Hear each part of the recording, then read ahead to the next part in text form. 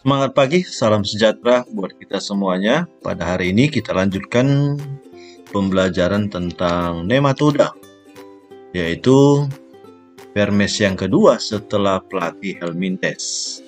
Nah, bagaimanakah nematoda ini? Mari kita perhatikan deskripsinya. Nematoda berupa cacing yang berbentuk bulat panjang atau dikenal dengan gilik. Karena istilah nematoda itu adalah nematos, yang artinya benang yang bentuknya bulat panjang. Nematoda ini hidupnya bebas dan penyebarannya sangat luas. Walaupun seperti itu, ada juga yang bersifat parasit, terutama pada manusia, hewan, dan tumbuhan. Cacing nematoda ini ukurannya mulai dari 1 mm sampai 1 meter, sehingga cacing ini bisa diamati oleh mata biasa. Ukuran betina ternyata lebih besar daripada jantan, sehingga betina gampang dibedakan dengan yang jantan. Nah, pada jantan, dia memiliki alat kait yang berada di posterior. Tubuh silindris dan tidak bersegmen. Sementara Platyhelminthes ada cacing yang bentuknya seperti bersekat-sekat atau berruas-ruas. Nematoda dikategorikan hewan tripoblastik pseudocelomata, yang artinya hewan yang terdiri dari 3 lapisan embrional dan memiliki rongga atau selom namun masih semu. Arti dari semu menunjukkan bahwa rongganya itu belum berada di dalam mesoderm, masih merupakan batas antara mesoderm dengan endoderm. Cacing ini memiliki kutikula berada di permukaan tubuhnya yang tujuannya agar tidak ikut tercerna pada saat di dalam pencernaan inangnya, sehingga dia bisa bertahan hidup pada sistem pencernaan inangnya. Nah, lalu dia memiliki otot longitudinal yang digunakan untuk bergerak, sehingga dia bisa bergerak dengan cepat. Nah, cacing ini memiliki cairan di rongga semu, dan cairan inilah yang berhubungan dengan transportasi sekaligus untuk mengeluarkan sisa metabolisme dalam bentuk air. Proses pencernaannya melibatkan ada mulut, faring, esofagus, usus, dan anus. Artinya, cacing nematoda sudah lebih tinggi derajatnya dibandingkan Platyhelminthes.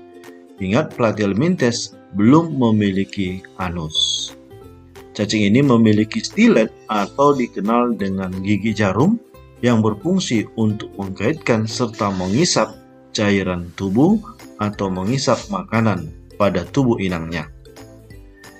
Cacing ini tidak memiliki sistem peredaran darah maupun pernapasan, sehingga transportasi melalui cairan tubuhnya. Sedangkan pernapasannya masih melibatkan permukaan tubuhnya secara difusi. Sistem ekskresinya menggunakan berupa kelenjar Rennet yang berada dekat faring yang berfungsi untuk mengeluarkan zat-zat sisa yang umumnya mengeluarkan dalam bentuk lendir, hingga sekaligus membantu pergerakan tubuhnya. Adapun kemoreseptor yaitu menerima rangsang dalam bentuk zat kimia, di mana kemoreseptornya ada yang berada di bagian kepala, istilahnya disebut dengan amfit. Sedangkan di ujung posterior itu disebut dengan plasmid. Pada cacing ini memiliki bintik mata. Ingat, bintik mata berfungsi hanya membedakan terang dan gelap, belum mampu memfokuskan sinar. Sehingga dengan adanya sinar, dia bersifat sensitif sehingga berupaya untuk menghindari sinar. Dari segi reproduksi, cacing ini bersifat seksual atau disebut juga dengan gonokoris. Gonokoris istilah lainnya disebut dengan diesis. Berarti di satu individu memiliki satu jenis alat kelamin. Nah, pada saat setelah reproduksi, dia akan menghasilkan telur dalam jumlah banyak. Telur ini nanti akan berkembang menjadi larva. Di masa larva, dia mengalami pengelupasan kulit atau dikenal dengan molting. Namun pada saat sudah dewasa, tidak lagi mengalami pengelupasan kulit. Jadi pengelupasan kulit itu terjadi pada saat masa larva. Nah, sekarang kita perhatikan bagaimana videonya. Nematoda, General Characters and Classification. Introduction. Nematodes are commonly referred to as roundworms, threadworms, or pinworms. Nematodes is one of the largest groups of metazoan. Nematodes are pseudocoelomates, bilaterally symmetrical, cylindrical body with triploblastic nature. General characters of Nematoda. Some are parasites and others are free living in soil or water. Example, rhabditides. Body is long, cylindrical, without segmentation. Nematodes are characterized by a species-specific number of cells or nuclei. Body of nematodes is slender, cylindrical, unsegmented, with resistant cuticle. Body wall contains longitudinal muscles. Circular muscles are absent. Body cavity is pseudocoelom. Epidermis is syncytial. Locomotory cilia are absent. Some have ciliated gastrodermal cells. Alimentary canal is simple straight tube. Mouth at anterior end, anus at the posterior end. Digestion is both extracellular and intracellular. Intestine is non-muscular. Blood vascular system is absent. Pseudocoelomic fluid helps in the transport of nutrients. Excretory system contains H-shaped canals or excretory gland. Respiration is by anaerobic method.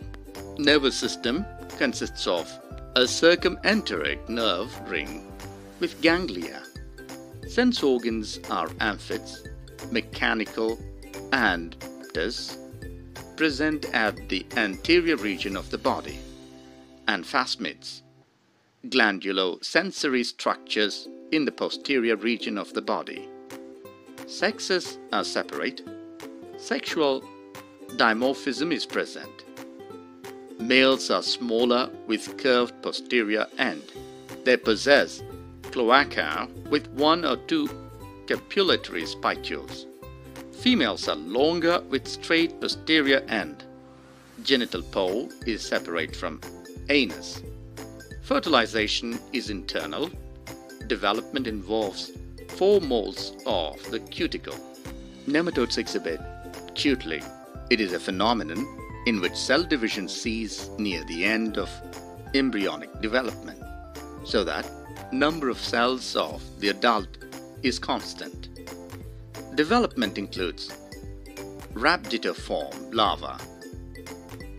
Nah, sekarang kita perhatikan morfologi bentuk dari cacing nematoda. Terlihat di sini bagian anterior atau bagian depan dan bagian posterior atau bagian ekor. Ada stylet, ada esophagus, kemudian median bulb, nerve ring, esophageal gland, dan intestine atau usus, dan kemudian beserta dengan telurnya. Nah, sekarang kita perhatikan bagaimana pengelompokan dari nematoda. Pengelompokan nematoda ada istilah adenoporea yang artinya cacing nematoda yang tidak memiliki plasmid atau disebut dengan aplasmid. Mana cacing ini seperti Trichuris ovis yang bersifat parasit pada domba. Ada Trichinella spiralis atau dikenal dengan cacing otot, parasit pada otot manusia. Ini yang menyebabkan trichinosis, yaitu lemah pada otot. Kelompok yang kedua adalah Secernentea, cacing nematoda yang telah memiliki plasmid berupa kemoreseptor. Contoh dari kelompok Secernentea ini adalah seperti cacing perut atau dikenal dengan Ascaris lumbricoides. Orang yang menderita atau di dalam tubuhnya banyak dijumpai cacing perut, inilah yang disebut dengan penyakit Ascariasis. Cacing ini memiliki sifat parasit di usus halus, karena usus halus merupakan tempat banyak dijumpai makanan, dan inilah yang menjadi makanan utama pada cacing Ascaris. Ukuran jantan kurang lebih 30 cm, sedangkan yang betina kurang lebih 50 cm. Artinya ukuran betina lebih panjang daripada yang jantan. Nah, sekarang kita perhatikan bagaimana cacing Ascaris yang banyak dijumpai pada usus hewan atau manusia. Terlihat di sini banyak kumpulan cacing-cacing Ascaris, dan kemudian kita perhatikan siklus hidup daripada cacing Ascaris. Nah, ketika kita perhatikan pada feses manusia, yang di dalam fesesnya terdapat telur cacing, ada telur cacing yang telah dibuahi, ada juga yang tidak dibuahi. Cacing yang dibuahi akan berkembang dan selanjutnya berkembang menjadi larva. Nah, pada saat telur ini termakan oleh manusia, akan masuk ke bagian pencernaan dan kemudian hidup sementara di usus halus.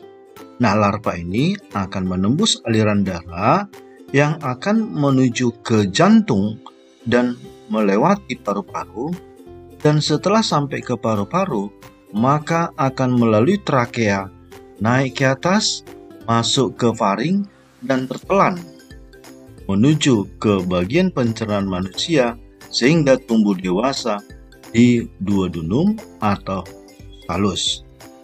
Itu seterusnya terjadi perkawinan dan akhirnya kembali menghasilkan telur. Nah, sekarang kita perhatikan suatu video tambahan mengenai cacing Ascaris lumbricoides. Hey students, welcome to Scadia.com. Let's talk about ascariasis. Ascariasis is an infection of the small intestine caused by Ascaris lumbricoides, a roundworm. Clinical disease arises from larval migration in the lungs or effects of the adult worms in the intestines, causing abdominal pain and intestinal obstruction. Adult worms live in lumen of small intestine. Female produce eggs, which are passed with the feces. Larvae develop to infectivity within fertile eggs after 18 days to several weeks. Infective eggs are swallowed, the larvae hatch, invade the intestinal mucosa, and are carried via the portal, then systemic circulation to the lungs. The larvae mature further in the lungs, penetrate the alveolar walls, ascend the bronchial tree to the throat, and are swallowed. Upon reaching the small intestine, they develop into adult worms. Nah, yang cacing kedua adalah cacing tambang atau dikenal dengan Ankylostoma duodenal. Cacing ini banyak dijumpai di benua Asia dan ada juga di benua Amerika, tapi namanya adalah Necator americanus. Nah, cacing ini memiliki sifat parasit di usus halus, ternyata sama dengan cacing perut. Namun, kita perhatikan ukurannya lebih kecil daripada cacing Ascaris. Untuk yang jantan kurang lebih 1 cm, sedangkan yang betina adalah 1,5 cm. Masih tetap menunjukkan bahwa betina lebih panjang sedikit dibandingkan yang jantan. Cacing ini yang hidup di usus halus, ternyata dia menghisap darah yang berupaya menempel pada dinding usus. Dan ini salah satu penyebab penyakit anemia karena menghisap darah manusia. Nah, sekarang kita perhatikan gambar cacing tambang. Seperti inilah gambarnya. Lalu kita perhatikan hal yang penting pada siklus hidupnya. Ketika manusia mengeluarkan kotoran, di mana pada kotorannya terdapat telur cacing, dan dalam telur itu terdapat embrio, dan kemudian dia akan pecah, berubah atau berkembang menjadi larva, namanya larva raditipom. Larva ini terus berkelanjutan berkembang menjadi larva filariform. Nah, larva filariform ini akan mampu menembus permukaan kulit manusia sehingga akan masuk ke aliran darah manusia dan selanjutnya akan menuju ke jantung, lalu ke paru-paru, dan selanjutnya naik ke atas melalui trakea menuju ke faring dan sampai ke bagian pencernaan manusia, akhirnya sampai ke usus halus, dan disitulah dia tumbuh dewasa. Dengan demikian, bahwa cacing Ascaris dengan cacing tambang memiliki kesamaan bahwa masa hidupnya pernah melintasi jantung dan paru-paru. Lalu yang ketiga adalah cacing kremi. Cacing kremi atau dikenal dengan Oxyuris vermicularis yang memiliki sifat parasit di usus besar, bahkan sampai menuju ke anus. Ukurannya kurang lebih 10-15 mm. Dan cacing inilah yang menyebabkan rasa gatal di anus. Sebenarnya cacing kremi ini tidak berbahaya bagi manusia, namun mengurangi kenyamanan. Kenapa? Karena inilah yang menyebabkan terasa gatal di anus. Kenapa muncul terasa gatal di anus? Pada saat si betina melakukan reproduksi dan hendak mengeluarkan telurnya, dia berupaya untuk turun di sekitar anus karena di sekitar anus terdapat udara. Artinya cacing tersebut harus membutuhkan banyak oksigen. Hal inilah yang menyebabkan rasa gatal di sekitar anus. Nah, perhatikanlah bentuk cacing kremi. Inilah dia bentuknya, dan kemudian kita perhatikan siklus hidupnya. Siklus hidup dari cacing kremi ini kita mulai dari telur yang keluar bersama feses manusia, dan telur ini bisa termakan melalui makanan yang dimakan oleh manusia dan kemudian menuju ke pencernaan, lalu dia tumbuh dewasa di usus halus. Dan di usus halus dia akan kembali bertelur, begitu seterusnya. Dengan demikian, cacing kremi ini berbeda dengan cacing Ascaris dan cacing tambang. Di mana perbedaannya? Cacing kremi ternyata tidak pernah melintasi aliran darah melewati jantung paru-paru, sedangkan cacing Ascaris dan cacing tambang pernah melintasi aliran darah jantung dan paru-paru. Lalu yang keempat adalah Wuchereria bancrofti atau dikenal dengan cacing filaria. Cacing ini memiliki sifat parasit di bagian kelenjar limpa.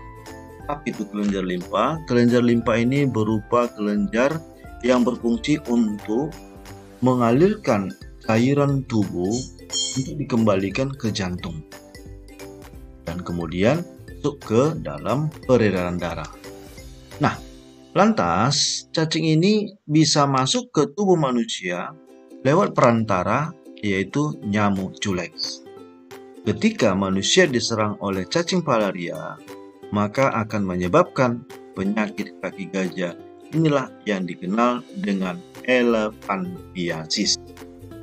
Nah, sekarang kita perhatikan bagaimana elephantiasis.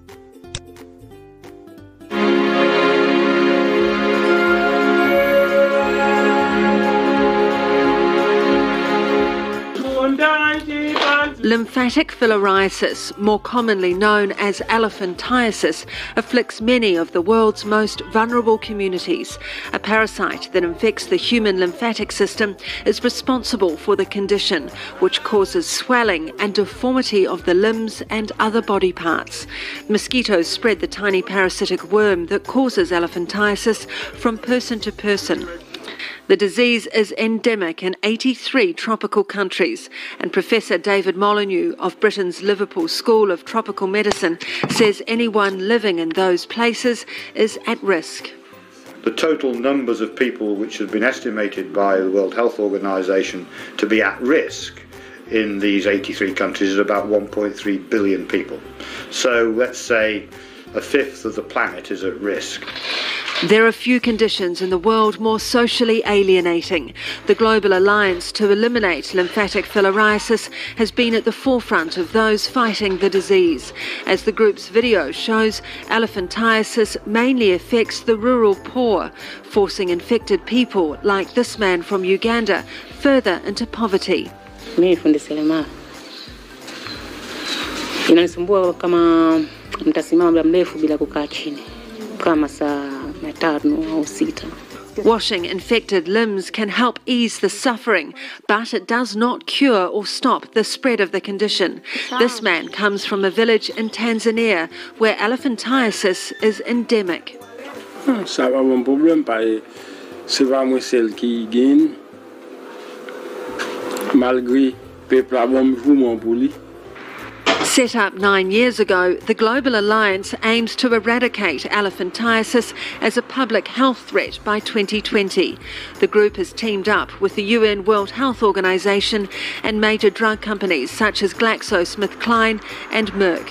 Andy Wright heads up GlaxoSmithKline's elephantiasis program. When the program started, there was a global plan produced by the WHO for how you could achieve this goal within 20 years. And progress against that plan is very much on target. So there's a lot of very strong evidence that the program is succeeding and a lot of confidence that in the vast majority of the countries it will be successful before 2020. The eradication program consists of 2 drugs, albendazole, donated by GlaxoSmithKline, and mectizan, donated by Merck. Those living in endemic areas take 2 pills a year for 5 years. The drugs significantly reduce the number of worm larvae in the blood, which means far fewer mosquitoes carry the infection to those they bite. We made an agreement with the World Health Organization to donate one of our antiparasitic drugs, albendazole, to every country that needs it until the disease is eliminated. And that's an enormous commitment that'll take 20 years or more and will involve billions of our antiparasitic albendazole. Despite these efforts, there is much more to do in the fight to eradicate lymphatic filariasis. Populous countries such as Nigeria and Indonesia and others face logistical problems in delivering and implementing the program nationwide. Professor Molyneux says it should be viewed as the most important public health program of our generation. If we can't afford to implement that intervention within existing health financing environments, I don't believe we could afford to do anything in public health. Elephantiasis was once considered one of the world's most neglected afflictions, but those fighting it hope that by 2020 the disease will be gone. Rachel Smalley, VOA News, London. Yang kelima adalah oncor cerca volvulus atau cacing mata. Dari istilah cacing mata berarti dia berada atau parasit di kelenjar bola mata. Dan vektornya berupa lalat penghisap darah atau dikenal dengan black fly. Hal ini menyebabkan kebutaan. Nah, coba kita perhatikan bagaimana proses pengangkatan cacing pada mata.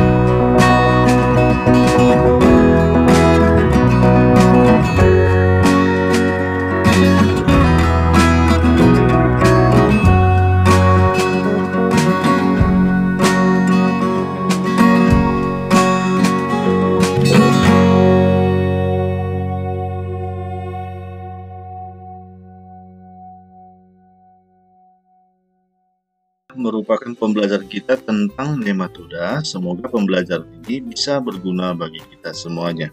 Terima kasih.